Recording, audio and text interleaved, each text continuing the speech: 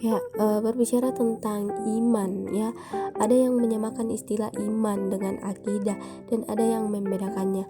Bagi yang membedakan, akidah hanyalah bagian dalam aspek hati dan iman, sebab iman menyangkut aspek dalam dan aspek luar. Nah, aspek dalamnya berupa keyakinan dan aspek luarnya berupa pengakuan lisan dan pembuktian dengan amal. Sebenarnya masalahnya tergantung dari definisi iman itu sendiri ya.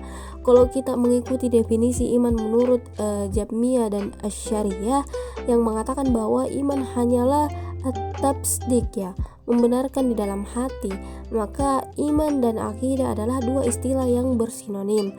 Senada dengan ini, pendapat Imam Abu Hanifah yang mengatakan bahwa iman hanyalah i'tiqad, sedangkan amal adalah bukti iman, tetapi tidak dinamai iman.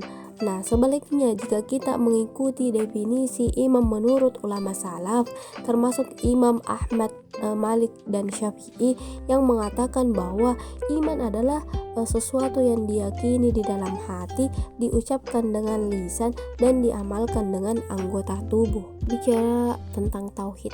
Tauhid itu kan artinya mengesahkan ya. Mengesahkan Allah, tentunya mengesahkan Allah Subhanahu wa taala.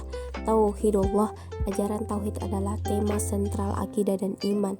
Oleh sebab itu akidah dan iman diidentikan dengan istilah tauhid. Ya, ketika kita mendengar kata Ushuluddin, tentunya kita beranggapan bahwa itu adalah nama manusia. Tapi perlu kita ketahui teman-teman bahwa arti dari Ushuluddin itu sendiri adalah pokok-pokok agama, akidah, iman dan tauhid.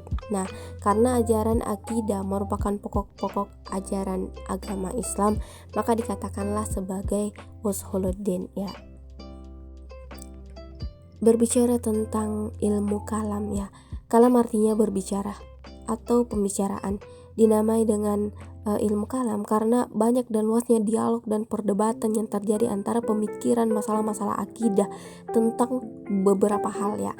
Misalnya tentang Al-Quran, apakah khalik atau bukan, hadis atau qadim, tentang takdir, apakah manusia punya hak ikhtiar atau tidak, tentang orang yang berdosa besar, kafir atau tidak, dan lain sebagainya. Pembicaraan dan perdebatan luas seperti itu terjadi setelah cara berpikir rasional dan filsafati mempengaruhi para pemikir dan ulama Islam. Fikih akbar artinya fikih besar ya. Istilah ini muncul berdasarkan pemahaman bahwa tafakkun fiddin yang diperintahkan Allah SWT dalam surah At-Taubah ayat 122 kalau tidak salah ya.